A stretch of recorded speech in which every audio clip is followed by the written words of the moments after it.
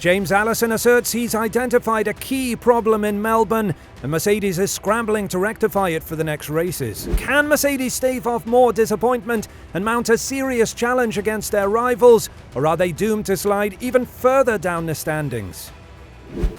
During the Melbourne GP weekend, Mercedes faced some tough challenges that left their drivers feeling disheartened, particularly Hamilton, who was vocal about the car's inconsistencies. On Friday, he had a difficult session, finishing in 18th place. However, by Saturday's final practice, there was a significant improvement as he closed the gap, being just a fraction of a second behind the leader. Despite this, during qualifying, Hamilton struggled to secure a good position and ended up in 11th place, far from the fastest time. Meanwhile, Russell managed to enter the pole position shootout, securing the 10th fastest time. However, in the end, he only qualified 7th, quite a distance behind the pole sitter Verstappen. Unfortunately, neither driver was able to score any points in the Grand Prix. Hamilton's race came to an early end due to an engine failure on lap 17, while Russell's hopes for a strong finish were shattered when he crashed on his second-to-last lap while battling Alonso for 6th place. Even though Mercedes didn't get the results they wanted at the Australian Grand Prix, it was still an important event for them. James Allison, the technical director, pointed out that they learned a lot that they can use in the future.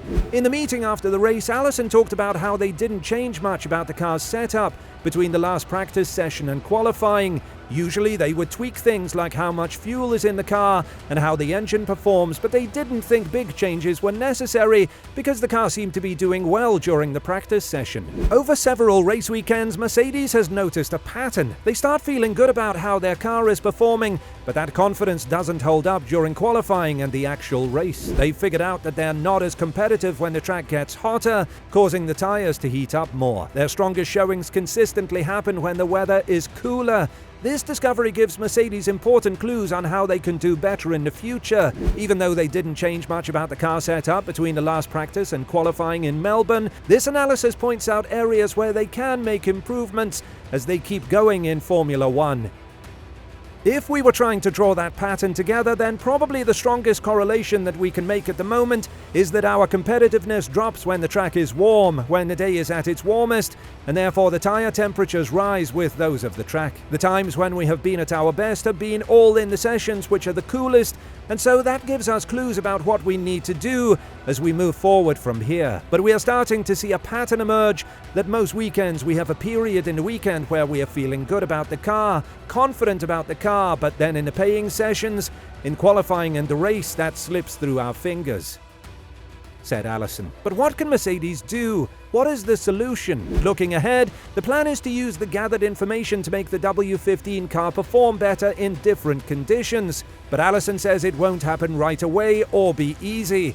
He explains that they now have a clearer idea of when they can make these changes. By knowing exactly what they want to achieve and understanding why they are sometimes not as competitive, they can come up with a plan for each race weekend. This plan would focus on getting the car's temperature levels just right to give them an edge using standard setup methods. They can start this process at the factory using simulations and other tools. However, if they've tried everything and still need to improve, things get more complicated. They might have to deal with bigger aspects of the car, like its aerodynamics or suspension setup. This could be a simple process or a more difficult one, depending on what's causing the problems. Essentially, the solution might be easy to find, or it might need a more detailed approach, depending on what challenges they're up against. If you know what you're shooting for, if you've sort of identified correctly an accurate assessment of why our competitiveness waxes and wanes, then you can work into the weekend a program that is dedicated toward trying to move the temperature and the temperature balance front to rear in your favor and using all the conventional setup tools on the car. Allison. Mercedes doesn't seem as confident in understanding their car now as they did when they were having troubles in Saudi Arabia and Australia. This change might actually show progress because it means they're starting to realize the problems they're dealing with. It could be a good idea for them to stop talking about their issues with the media and instead have more conversations within the team. They don't have to tell everyone why they're having problems. They just need to work together to figure out how to fix them. When it comes to fixing the car, Mercedes has a few options to consider. consider. They could try increasing the downforce or adjusting the tyre pressure. However, there's a worry about needing a complete redesign for next year, where they wouldn't keep any parts from this year's car. They've also experimented with different suspension setups, like pull rod and push rod, but none have worked out so far. This means they might have to think about trying other designs for the suspension. The problem is they can't really afford to start from scratch with a new design because they're already behind in development. So the safest choice seems to be focusing on making improvements to the current car.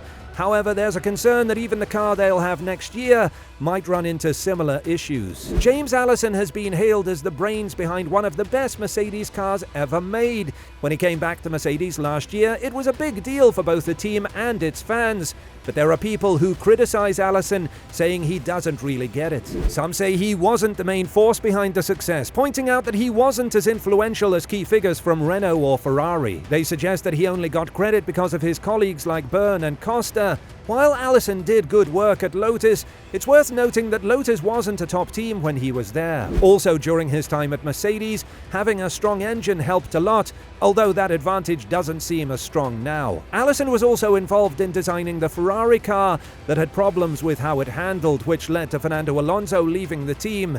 Critics use this history to argue against Allison being as brilliant as some say he is. Let's talk straight. Since James Allison came back as the Mercedes Formula One technical director, what improvements have we seen? In Formula One, it takes time for changes to really make a difference on the track. So judging how well a technical director is doing based only on immediate results isn't very fair.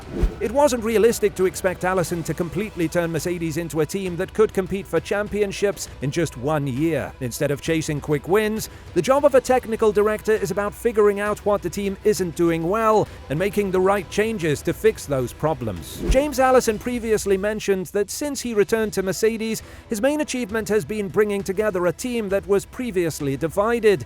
He explained that his job is less about being a technical expert and more about making sure the engineers work well together. Now it's time for James Allison to show he can fix the problems with the car. Mercedes says they understand what's wrong, so there's hope they can sort it out before the race in Japan at SUZUKA. This race will be important because many teams, including Ferrari, will introduce planned upgrades. If Mercedes upgrades don't work again, they could end up falling even further behind their rivals. Mercedes, a team that dominated Formula One for over 10 years, is likely feeling really frustrated because their recent performances haven't been meeting expectations. This frustration could end up costing them money, especially if sponsors start pulling out their support. Already, some of Mercedes' partners are looking at other teams because they're not happy with how Mercedes has been doing lately. Losing their top driver Lewis Hamilton to Ferrari in 2025 just adds to their problems. As we get further into the season, we might hear more announcements about sponsors switching to support other teams or reducing their sponsorship levels with Mercedes. This kind of thing happens a lot in sports, and it creates a cycle that can affect how well the team performs and how much money they have to invest for many years. This makes it even tougher for Mercedes to get back on track and compete for championships like they used to. Let me make it clear, in Formula One, these kinds of situations are a big deal, and you shouldn't underestimate how much they can affect the people involved. Take, for example, when Red Bull bought TAG from McLaren after they had sponsored McLaren for 35 years. There were reports that Ron Dennis, who used to run McLaren, was really angry about it. Apparently, he was even ready to confront Christian Horner, who runs Red Bull's team, because he thought Horner was to blame for the deal. In response, Horner openly talked about how much he enjoyed getting Dennis upset. He even dropped hints to Martin Brundle about Dennis not being happy, even before the deal was officially announced.